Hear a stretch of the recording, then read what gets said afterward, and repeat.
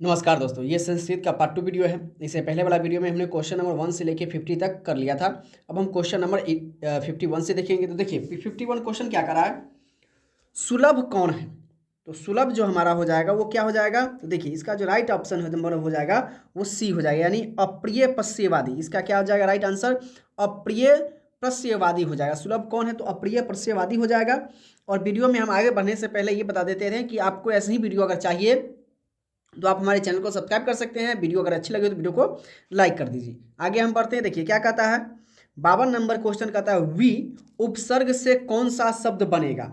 तो ऑप्शन देखिए, बिहार है, विहार है, अविचार है या डी बिना है। तो आपको हम बता दें कि वी जो है उपसर्ग यानी पहले लगता है। तो देखिए बी है, वी है, अविचार है, यानी इसको देखने ही से हमें क्या पता चलता है, विहार, यानी ऑप्शन नंबर बी क्या हो जाएगा, सही हो जाएगा। वी उपसर्ग से कौन शब्द बनेगा, विहार बनेगा, यानी ऑप्शन नंबर बी क्या हो जाएगा, सही हो जाएगा। क्लियर है। अब हम आगे बढ़ते हैं। क्वेश्चन नंबर 53 देखिए क्या कर रहा है, किस पाद में सम उपसर्ग है, सम। तो देखिए क्या है, पहला ऑप्शन है संचार, संचार, बी है साकार, सी है साकार और तीसरा है समेकित। तो जो हमारा 53 का जो राइट आंसर हो जाएगा वो हो जाएगा संचार, है ना। क्या हो जाएगा, संचार, यानी option number A is the right answer हो जाएगा। ठीक है, ए हमारा क्या हो जाएगा, सही हो जाएगा, संचार। अब हम आगे बढ़ते हैं क्वेश्चन नंबर 54 की ओर। देखिए कह रहा है वध किस लकार का रूप है, लट लकार, लंग लकार, लोट लकार या लेट लकार। तो 54 का जो है वध सो है वो लोट लकार का है, यानी ऑप्शन नंबर सी हमारा क्या हो जाएगा, सही हो जाएगा। Option number C is the right answer. Clear है। हम आगे की ओर बढ़ते हैं। देखिए 55 नंबर क्वेश्चन क्या कर रहा है, उपसर्ग से कौन सा शब्द बनेगा। तो उप, तो आप जानते हैं उप यानी उपकार, इसे देखकर ही पता चल गया, यानी ऑप्शन नंबर हमारा क्या हो जाएगा, बी सही हो जाएगा। उपकार, उप से क्या बनेगा, उपकार बनेगा। अब हम आगे की ओर बढ़ते हैं। देखिए क्वेश्चन नंबर 56 क्या कर रहा है, अ जोड़ ए के मिलने से कौन सा वर्ण बनेगा। अ और ए जो मिलेगा उससे कौन सा शब्द बनेगा। देखिए अ और ए जो मिलेगा उससे हमारा ए बनेगा। क्या बनेगा, ए, अ जोड़ ए, यानी क्या हो जाएगा, A. Option number A is the right answer. Clear है। अब हम क्वेश्चन नंबर आगे की ओर बढ़ते हैं। 57, चतवारी का मूल शब्द क्या होगा। चतवारी का मूल शब्द होता है चार, चेत, चतुआ या चतुर। चतवारी का मतलब होता है चतुर, क्या हो गया, चतुर। तो हमारा जो है इसका राइट नंबर ऑप्शन क्या हो जाएगा, डी हो जाएगा। चतवारी का मतलब क्या हो जाएगा, चतुर।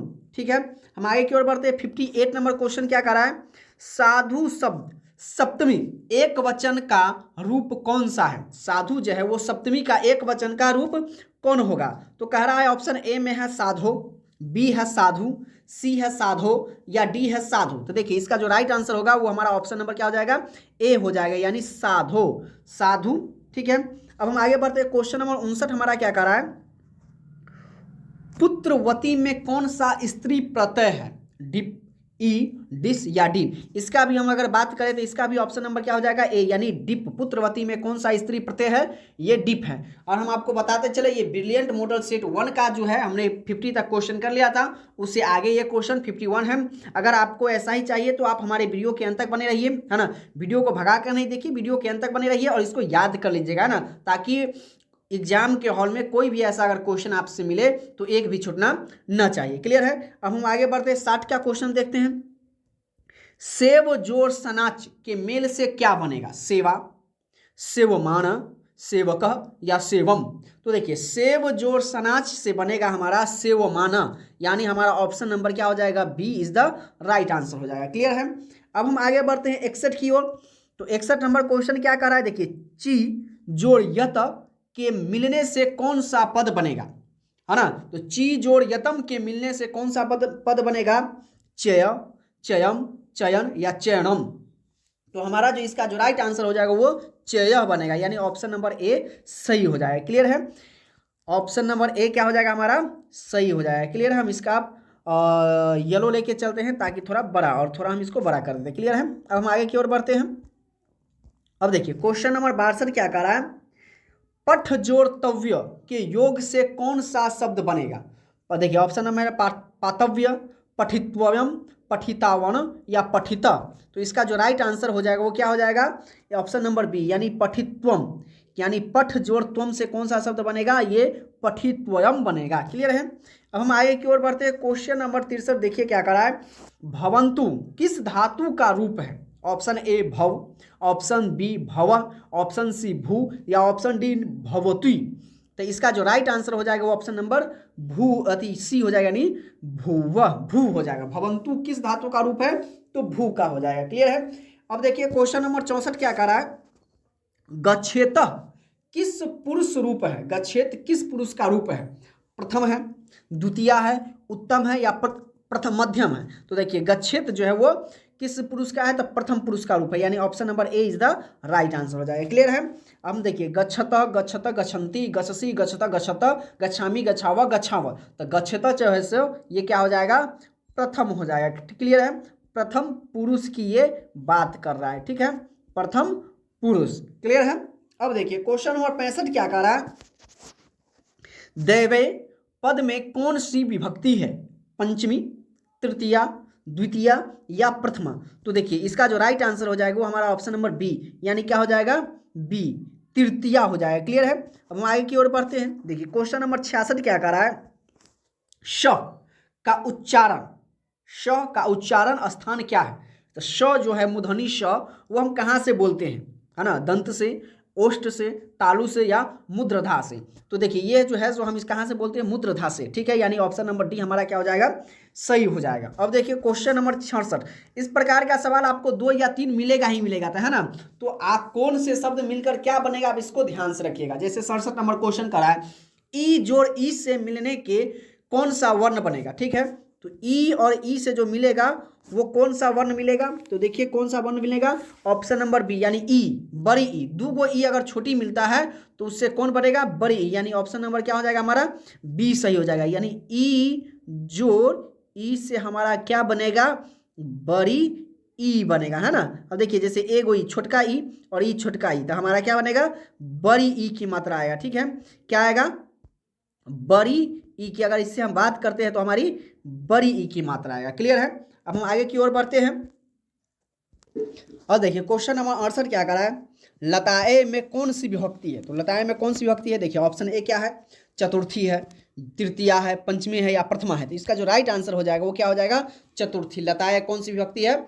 चतुर्थी है। क्लियर है। हम इसका येलो पेंट ले लेते हैं रंग, यानी चतुर्थी। हमारा ऑप्शन नंबर क्या हो जाएगा? ए हो जाएगा। क्लियर है। अब हम आगे बात बढ़ते हैं। क्वेश्चन नंबर 69 देखिए क्या कहता है। राष्ट्रस्य पति का समस्त पद क्या हो जाएगा? राष्ट्रस्य है, राष्ट्रस्य पति का समस्त पद क्या हो जाएगा? देखिए राष्ट्र और पति, तो इसका जो समस्त पद है इसे देखने से ही पता चलेगा क्या है? ऑप्शन नंबर सी, यानी राष्ट्रपति। ठीक है, जो इसको क्या कहते हैं? ये भारत के प्रथम नागरिक होते हैं। राष्ट्रपति को हम क्या कहते हैं? भारत का प्रथम नागरिक इसको माना जाता है ना, यानी भारत का अगर कोई प्रथम व्यक्ति है तो वो क्या हो जाएगा? राष्ट्रपति हो जाएगा। क्लियर है। अब देखिए हम आगे की ओर बढ़ते हैं। क्वेश्चन नंबर 70 नंबर क्या कर रहा है। अपवर्ग में कौन सी विभक्ति है? तो पंचमी है, द्वितीया है, तृतीया या प्रथमा है? तो इसका जो राइट आंसर हो जाएगा वो क्या हो जाएगा? तृतीया, यानी option number C is the right answer हो जाएगा। क्लियर है। क्या हो जाएगा? सी हो जाएगा। हम आगे की ओर बढ़ते हैं। देखिए क्वेश्चन नंबर 71 क्या कर रहा है। मृग सिंहास्त विभेति वाक्य के सिंहात पद में पंचमी विभक्ति किस सूत्र से जुड़ा है? तो इसका जो राइट आंसर है वो ऑप्शन नंबर सी हो जाएगा। ठीक है, यानी क्या हो जाएगा? भित्रार्थानाम भय हेतु, यानी option number C is the right answer हो जाएगा। क्लियर है। अब देखिए क्वेश्चन नंबर 72 क्या कर रहा है। नेत्रु प्लस डिप के योग से कौन सा शब्द बनेगा? नेतार, नेत्री, नेता या नेत्री बनेगा? तो देखिए नेत जो डिप से जो हमारा जो बनेगा वो क्या बनेगा? नेत्री बनेगा, यानी option number D is the right answer हो जाएगा। ठीक है, नेत्री बनेगा, ऐसे ये त्री, नेत्री हमारा बनेगा। क्लियर है। अब हम आगे की ओर बढ़ते हैं। क्वेश्चन नंबर 73 क्या कर रहा है। शिक्षक शब्द में कौन सा स्त्री प्रत्यय होगा? शिक्षित, शिक्षक है। ठीक है, टाप, डाप, चाप या ती हो जाएगा। तो 73 का जो राइट आंसर हो जाएगा वो क्या हो जाएगा? ऑप्शन नंबर ए, यानी टाप। ठीक है, टापम हो जाएगा। अब हम आगे की ओर बढ़ते हैं। क्वेश्चन नंबर 74 देखिए क्या कर रहा है।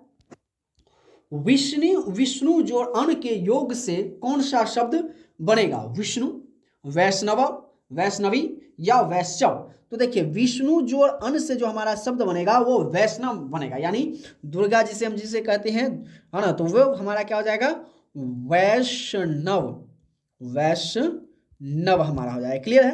अब हम आगे की ओर बढ़ते हैं क्वेश्चन नंबर 75 की ओर। तो देखिए 75 नंबर क्वेश्चन क्या कर रहा है, देव जोड़ त्व से कौन सा शब्द बनेगा, देवता, देवत्वम, दावत्वम, देवम। तो देखिए इससे जो शब्द हमारा बनेगा वो ऑप्शन नंबर बी यानी देवत्वम बनेगा, है ना। इसको लिखने का क्या है, तो दे पर एकले आधा त्व व म में हलंत यानी देवत्वम हो जाएगा। म में जो हलंत रहता है इसको हम क्या पढ़ते हैं, मम पढ़ते हैं। जैसे ये हो जाएगा, तो ये हम अगर हलंत दे दिए तो हमारा क्या हो जाएगा, ये ममम हो जाएगा। इसको हम क्या पढ़ेंगे, ममम पढ़ेंगे। क्लियर है। अब हम आगे की ओर बढ़ते हैं। देखिए क्वेश्चन नंबर आगे क्या कर रहा है, 76 कुल वंश की रक्षा किससे होती है, जो हमारा कुल है वंश है उसकी रक्षा क्या चीज से होती है, रूप से, योग से, चरित्र से या समाज से। तो जो हमारा चरित्र है, चरित्र ही दर्शाता है हमारा कुल कैसा है, हमारा वंश कैसा है। तो ऑप्शन नंबर सी इसका राइट आंसर हो जाएगा, यानी चरित्र, चरित्र से ही हमारा क्या होता है, कुल या वंश की परिभाषा बताया जाता है, या हमारा चरित्र, हमारा कुल, हमारा जैसे हम आप लोगों के सामने कैसा बर्ताव करते हैं, बड़ों से कैसे बातें करते हैं, ये हमारी सब क्या है, चरित्र पर ही डिपेंड करता है। ठीक है। अब देखिए क्वेश्चन नंबर 77 क्या करा है, नीति श्लोका पाठ महाभारत के किस पर्व से है, वन पर्व, उद्योग पर्व, शांति पर्व या भीष्म पर्व।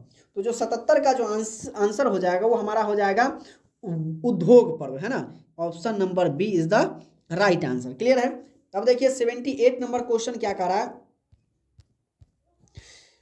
पुष्पम संस्कार कब होता है, पुष्पवन जो है वो संस्कार कब होता है, मरणोपरांत होता है या जन्मोपरांत होता है या विवाह होता है या जन्म से पहले, जैसे बच्चे पेट में ही है तब होता है या उससे जन्म से पहले का मतलब। तो इसका जो राइट आंसर हो जाएगा वो क्या हो जाएगा, जो ब्राह्मण होगा उसको उसमें ज्यादातर होता है, क्या हो जाएगा हमारा, ये ऑप्शन नंबर डी क्या हो जाएगा, सही हो जाएगा। क्लियर है।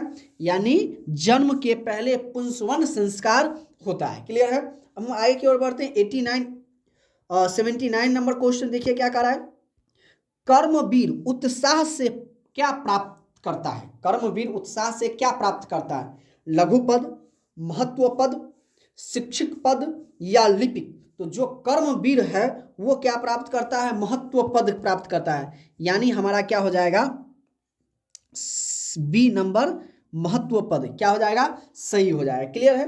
हम आगे की ओर बढ़ते हैं। देखिए क्वेश्चन नंबर 80 क्या करा है, मूल शंकर को किसके प्रति अनास्था हुई, मूल शंकर जो है वो किसके प्रति अनास्था हुई। ऑप्शन ए है मूर्ति पूजा, साधु, शस्त्र या सूर्य। ऐसे कई महापुरुष हुए जिन्होंने कहा कि मूर्ति पूजा नहीं करना चाहिए, या ऐसे सिर्फ ऐसे कबीर भी कहा कि अगर पत्थर से अगर देवता निकलता है तो मैं पूजू पहाड़, ऐसे करके कई सारे महाती तो उनको अनास्था हुई। ऐसे बहुत सारे लोग हुए जो मूर्ति पूजा के वृद्ध हुए, है ना। मूर्ति पूजा जो हम लोग हिंदू देवता में जो है मूर्ति पूजा जो हम लोग करते हैं उसके बहुत सारे ऐसे महापुरुष हुए जो मूर्ति पूजा के खिलाफ रहे, है ना। इस प्रकार से तो इसका राइट आंसर क्या हो जाएगा, मूर्ति पूजा हो जाएगा। क्लियर है। अब हम आगे की ओर बढ़ते हैं। क्वेश्चन नंबर 81 देखिए क्या कह रहा है, स्वामी दयानंद के लिए कौन पर्व उद्बोधक सिद्ध हुआ, दीपावली, शिवरात्रि, रामनवमी या सरस्वती पूजा। तो इसमें से हम सभी पर्व के बारे में तो जानते ही हैं। तो जो स्वामी दयानंद के लिए जो सबसे सिद्ध उद्बोधिक हुआ वो क्या हुआ था, शिवरात्रि, यानी ये क्या है, भोले शंकर का पर्व है ना। इस दिन हम लोग क्या मनाते हैं, शिवरात्रि के दिन भोला बाबा के जल चढ़ाते हैं भोला बाबा को, और कहीं कहीं कार्यक्रम होता है उनकी शादी के उत्साह में, है ना। कहीं कहीं बारात निकाली जाती है या कहीं कहीं विवाह भी का आयोजन होता है ना। हम आगे बढ़ते हैं। क्वेश्चन नंबर 82 देखिए क्या कहता है, विद्यापति कौन थे। तो विद्यापति कौन थे, मंत्री थे, राजा थे, शिक्षक थे, लेखक थे। तो ये ना तो मंत्री थे, ना ही राजा थे, ना ही शिक्षक थे, तो क्या थे, ये हमारे जो विद्यापति है ये क्या थे, लेखक थे। क्लियर है। यानी ऑप्शन नंबर डी क्या हो जाएगा, सही हो जाएगा। अब देखिए क्वेश्चन नंबर 83 क्या करा है, क्षमा राव ने किसकी रचना की। क्षमा राव जो है वो किसकी रचना की? मधुरा विजयम की, ग्राम्योक्ति की, नीति श्लोक की या शंकर की? तो समाराव ने है वो शंकर की रचना की थी, है ना, यानी ऑप्शन नंबर डी इसका राइट आंसर हो जाएगा। क्लियर है।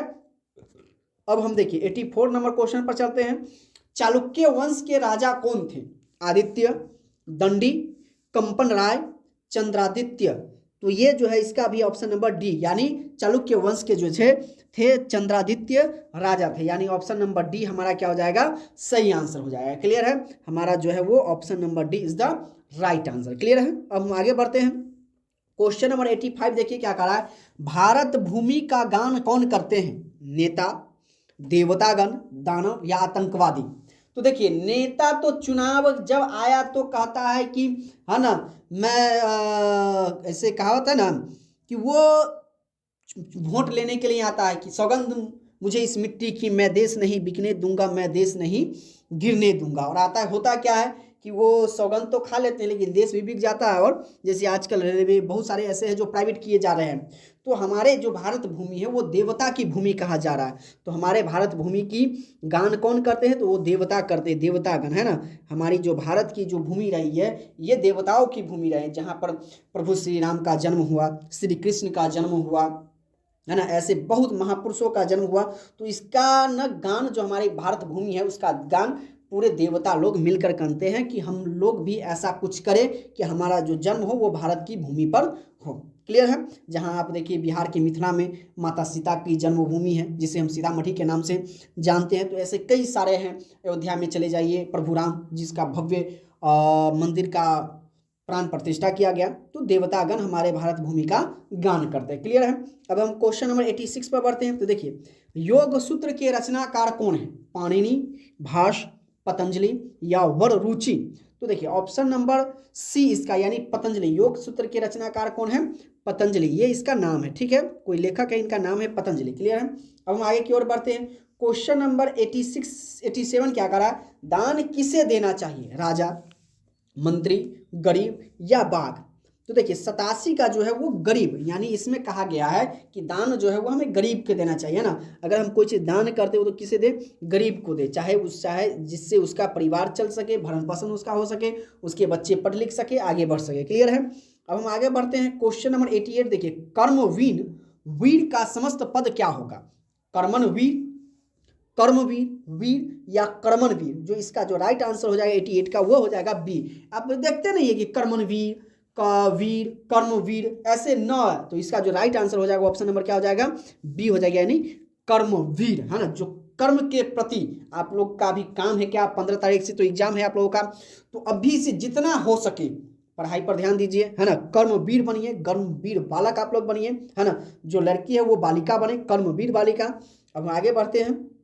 देखिए क्वेश्चन नंबर 89 क्या करा?